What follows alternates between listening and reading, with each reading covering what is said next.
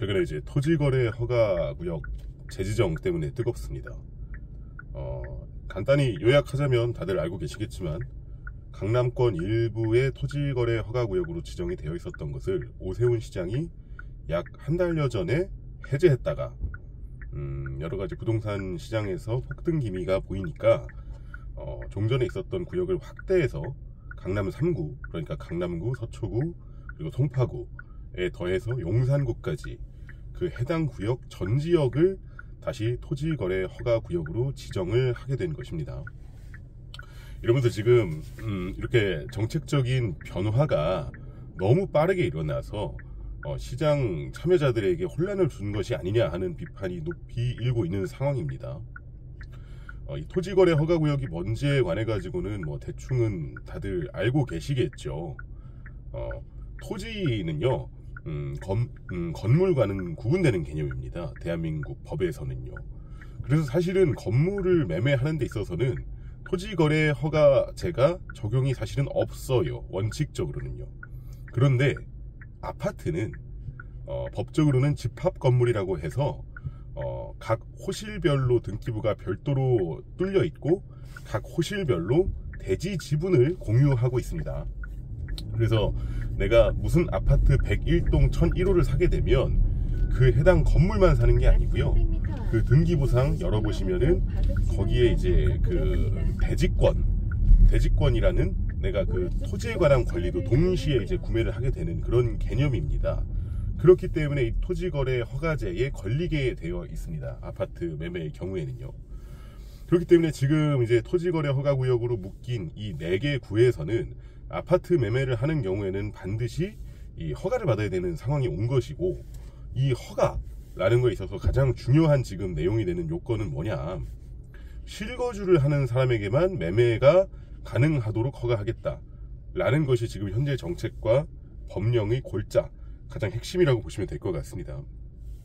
그러니까 내가 사자마자 누군가에게 임대를 주는 것은 불가하다라는 것이 요점인 거죠. 근데 왜 이게 이렇게까지 뜨겁냐, 뭐 이미 부동산 시장에 대해서 잘 알고 계신 분들이야 이게 너무 익숙한 얘기고 당연한 얘기겠지만, 결국은 내가 전세를 끼고 사는 갭 투자를 할 수가 없게 되었다라는 거죠, 해당 구역에서는. 자, 이거 잘 이해를 해보셔야 돼요. 토지거래 허가구역에서 해제가 되자마자 순식간에 호가가 1, 2억이 올라갔습니다. 그러다가 토지거래 허가구역이 재지정되고 그 지정구역이 확대되자마자 다시 1, 2억 정도 오히려 원래 시세보다 내려간 급매 매물들이 많이 나오기 시작을 했어요. 결국 변화했다는 것은 내가 전세를 끼고 살 수 있느냐 없느냐 그 차이인데, 왜 그 부분에서 호가가 아래로 1, 2억 위로 1, 2억 이렇게 등락이 있는가. 제가 종전에 다른 영상에서도 말씀을 드린 적이 있지만, 전세가 뭐라 그랬죠? 전세는 단순히 임차인 입장에서는 임대차지만 그게 아니라 매수하는 입장, 그 부동산의 소유자 입장에서는 뭐다? 부동산 담보부 사금융대출이다. 그러니까 기본적으로 돈을 빌려주는 제도예요.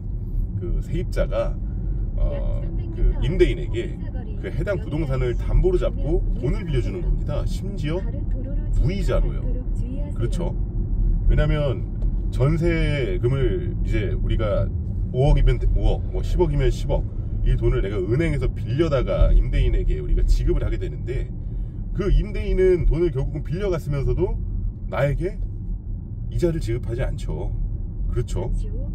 반면에요, 내가 만약에 부동산 담보대출을 받게 되면요, 내 부동산을 은행에다가 담보로 제공하고 내가 돈을 빌리게 되면요, 통상 이자가 있습니다. 당연하게도 그 이자가 아무리 못해도 2%, 3% 이상은 됩니다. 그런데 이 전세는 내가 은행이 아니라 개인으로부터 돈을 빌리는 거예요, 쉽게 말하면. 임대인이요. 그런데 뭐 5억, 10억 되는 전세 자금을 이 부동산을 전세 목적물로 담보로 제공하고 그 돈을 빌리는 건데, 그거에 대해서 이자가 발생을 안 해요. 무이자 대출인 겁니다, 쉽게 말하면. 그러니까 엄청나게 유리한 대출 제도인 거예요, 임대인 입장에서는. 그렇다면 내가 자금이 5억밖에 없는 사람이 부동산을 내가 매수하고자 할 때 LTV 50%, 70% 받아서 내가 부동산 담보대출을 받아서 들어가는 거랑 전세를 끼고 사는 거랑 뭐가 더 유리합니까? 부동산 담보대출을 받아서 들어가는 경우에는 내가 실거주할 수 있다는 이점은 있죠. 그런데 이제 실거주가 아니라 이제 투자 목적으로 그걸 보유하고자 하는 사람 입장에서는 애초에 이자 부담이 전혀 없는 전세제도만큼 유리한 게 없는 겁니다. 그러니까 돈을 지금 당장 전세를 끼고 사는 경우에는 몇 억을 추가로 아무런 이자도 없이 융통할 수가 있게 되는 거예요. 이게 핵심인 거죠. 그러니까 지금 해당 구역에서 부동산을 사실은 매수는 하고 싶었지만 돈이 그렇게 충분하지 않았거나 또는 이자 부담을 충분히 할 수 없는 사람들 입장에서는 전세 끼고 사는 게 최고의 선택지였던 겁니다. 그런데 토지거래 허가구역으로 지정이 되고 나서부터는 해당 구역에서 지금 내가 그 해당 부동산을 구매를 하려면 해당 부동산 가액에 맞는 담보 인정 비율을 인정받아서 은행으로부터 주택담보대출을 받거나 그게 모자르면 신용대출을 하거나 하는 수밖에 없는 거죠. 그 밖에 이 전세라는 사금융 대출, 엄청나게 유리한 무이자부 사금융 대출을 받을 수가 없는 겁니다. 해당 구역 내에서는. 그렇다 보니까 자금의 융통력 자체가 떨어지게 되는 거고, 해당 구역 내에서 그 토지거래 허가구역으로 묶여버리면 매수인들의 매수 자력이 낮아지는 현상이 발생하는 거죠.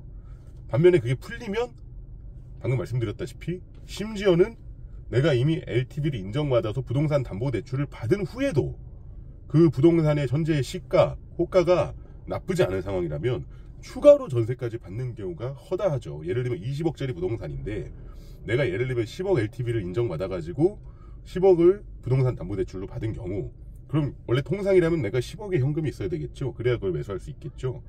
그런데 만약에 토지거래허가 구역에 묶여있지 않다면 거기다가 5억짜리 추가 전세를 받을 수 있습니다. 내놓을 수 있어요. 그러면은 그 전세입자 입장에서는 이게 매매가가 적어도 한 20억 정도는 되는 매물이니까 앞에 선순위 근저당이 10억 있다고 하더라도 내가 전세 5억 정도는 내고 들어가도 안전하다, 이렇게 느끼겠죠. 그러니까 들어올 수 있는 겁니다. 그러니까 두 개의 대출을 중복해서 받을 수 있게 되는 거예요. 이 전세 제도라는 게요, 제가 종전 영상에서도 제가 말씀을 드렸지만 이거는 단순한 임대차가 아닙니다. 단순히 용익물권적인 성격만 갖고 있는 게 아니에요. 전세권은요 기본적으로 담보부 대출이에요. 그러니까 이 대한민국 부동산 시장에서 가장 중요한 역할을 한 제도 중에 하나예요.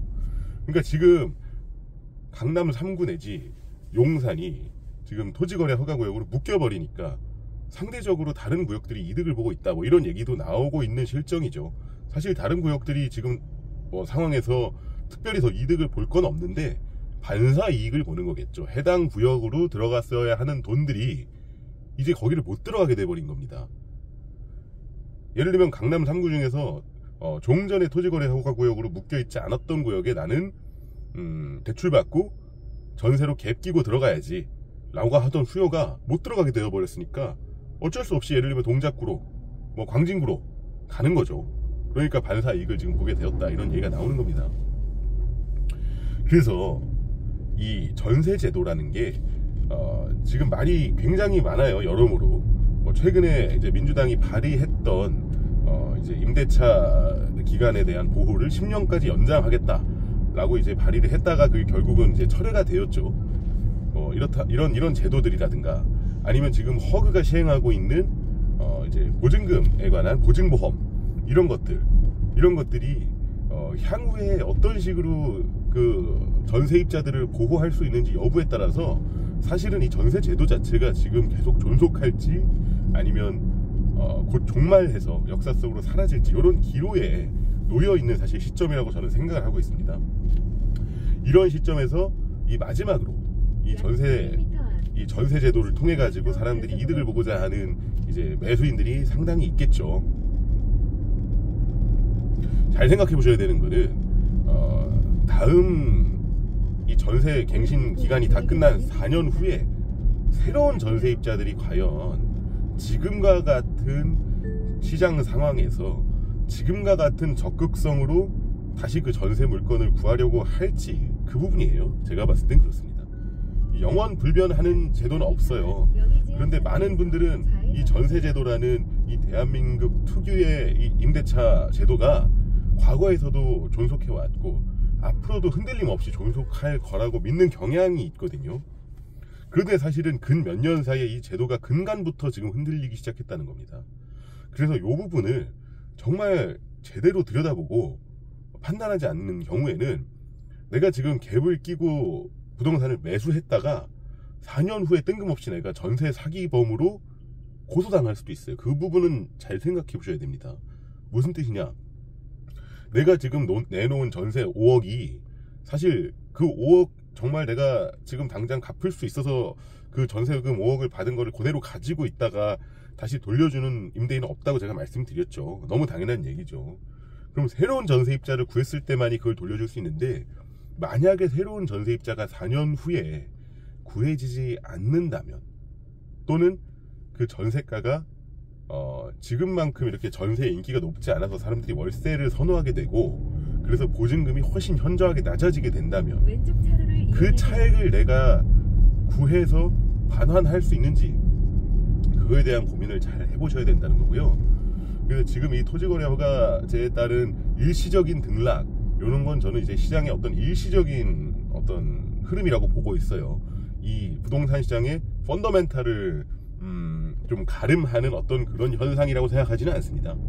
다만 이거를 통해서 지금 대한민국 부동산 가격을 떠받치고 있는 많은 부분들이 어떤 레버리지인지, 은행에서 인정한 담보인정 비율에 따른 대출인지, 그리고 그 위에 또 쌓여있는 전세라는 또 다른 사금융 대출인지, 결국은 어디까지가 실제 해당 소유자들이 감당 가능한 금액에 의해서 받쳐지고 있는 금액이고, 어디부터가 요거는 그 사람들이 어쩌면 차후에 감당할 수도 없는 그런 레버리지에 의해서 지금 만들어진 부분인지를 한번 잘 판단해 보셔야 됩니다. 그에 대한 제 견해는 종전에 한번 제가 말씀드린 적이 있으니까 다시 제가 부연하지는 않겠습니다. 예, 여기까지 하도록 하겠습니다.